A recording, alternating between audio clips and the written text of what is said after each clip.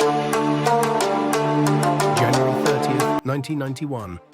The skies east of Baghdad roar with the thunder of two Iraqi jets. Ijazadeh says MiG-25 Foxbats among the last remnants of a once formidable air force. Their pilots know the odds. They're strapped into aging Soviet machines designed in the late 1960s, fast but outdated, never meant to face what's waiting for them. The F-15 Eagle, the most advanced air superiority fighter of its era. On paper, the outcome is certain, but what happens next will defy expectations. Flashback, August 1990.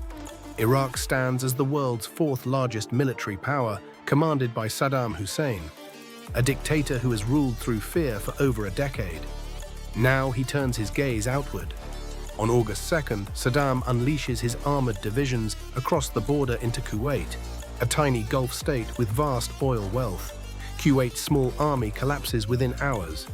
The invasion shocks the globe. Diplomacy fails and the international community makes a fateful choice. War.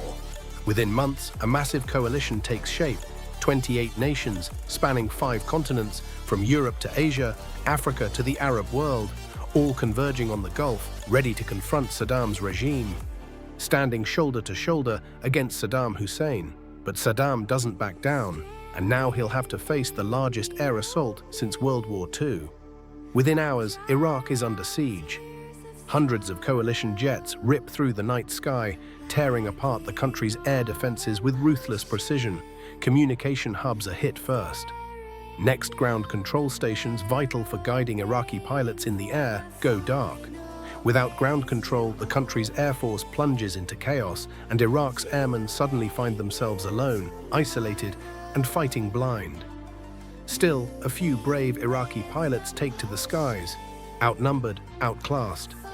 Dozens are shot down, and hundreds more are destroyed on the ground, having never left their bunkers. With his air force quickly being eliminated, Saddam makes a move. He orders his surviving aircraft to escape to neighboring Iran, beyond the coalition's reach.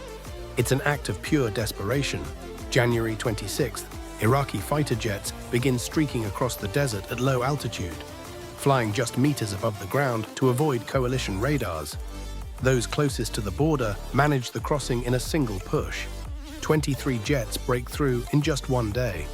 But for those stationed further west, it's a dangerous gamble. They'll need to refuel near the capital, dodging coalition patrols along the way. And it doesn't take long for coalition forces to spot the movements. At first, they assume it's a mass defection of Iraqi pilots, no longer willing to fight. But over the next few days, dozens more make the dangerous run for the border. Some are shot down, but many slip through. By January 28th, 82 Iraqi jets have already managed to cross into Iran, stunning coalition commanders. The press is baffled. Some believe the pilots are fleeing the war, but others suspect something darker is unfolding. Coalition forces move quickly, establishing an aerial blockade to stop the flow of fighters. They set up 5 separate combat patrols along the Iranian border. Each is made up of 2 pairs of F-15s, cycling between high-speed intercepts and mid-air refueling to farther south. They'll remain airborne around the clock, forming a virtual wall to trap Saddam's remaining jets inside the country. But Saddam isn't finished. He has a plan to break through the wall. On paper, Iraq's air force was formidable. 151 of its aircraft were modern, capable fighters. Among them, the MiG-29 Fulcrum had worried coalition planners the most. It was fast, agile, and state-of-the-art.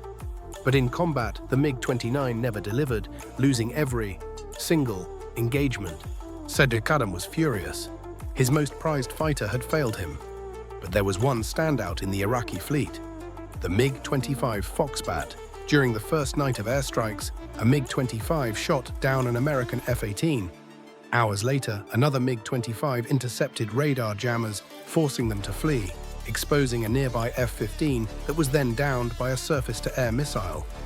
In yet another clash, 2 MiG-25s challenged 4 F-15. Even after the Eagles fired 10 missiles, the Foxbat slipped away unharmed. Saddam took note. Designed in the Soviet Union back in the 1960s, the aging interceptor was never meant to face off against agile dogfighters like the modern F-15. It was too heavy and unmaneuverable, and its radar couldn't even track targets below the horizon.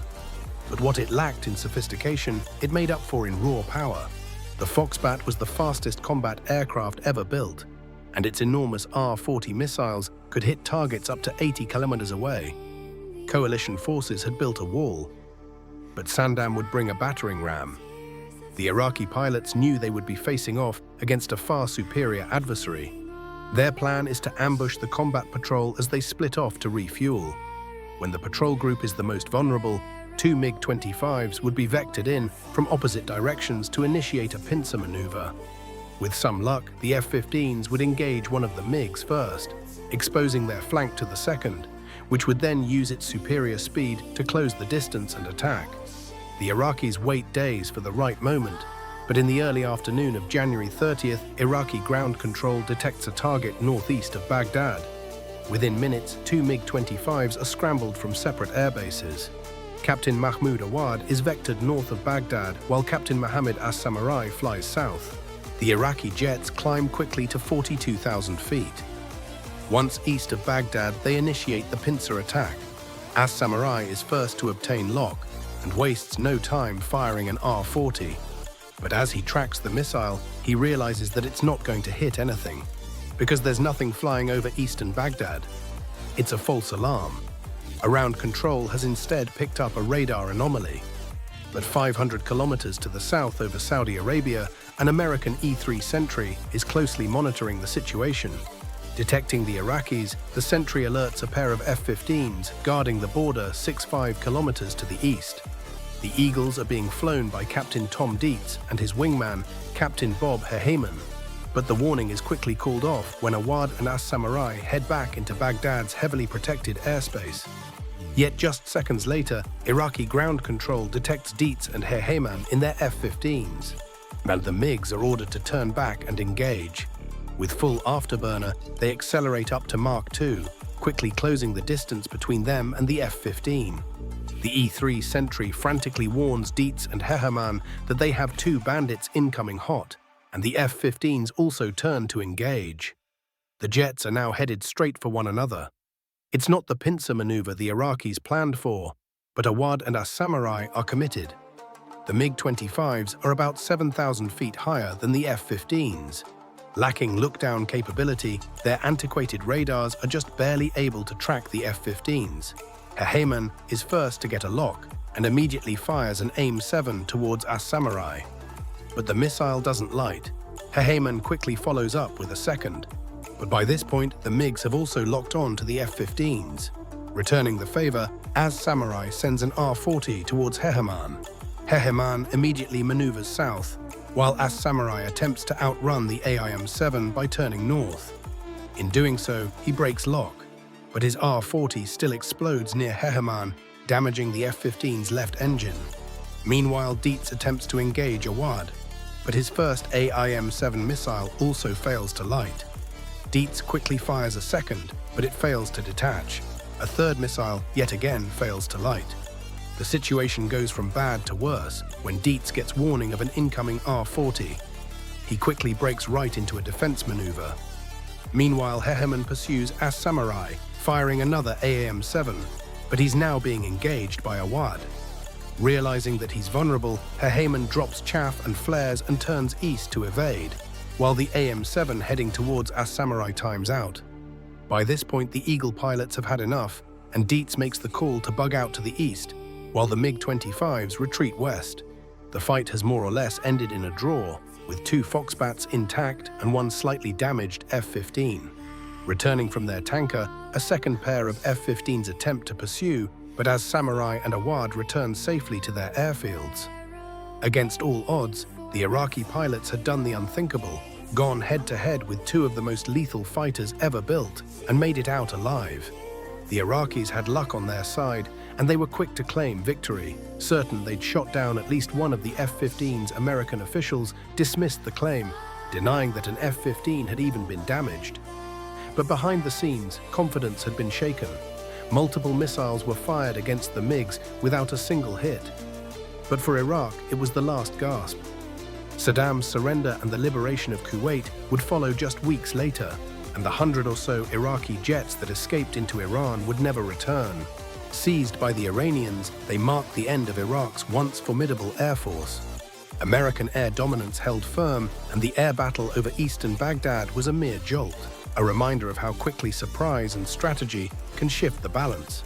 December 14, 1966, a formation of American F-105s cross into North Vietnam. Their target is a critical supply hub near Hanoi.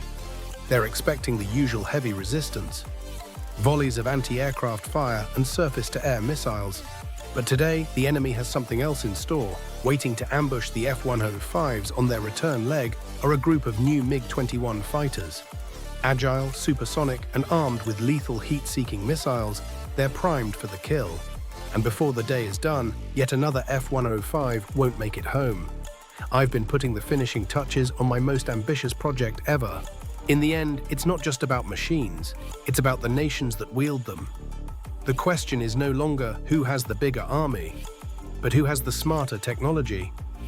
From history to the future, war is written in technology. Support the mission, like and share.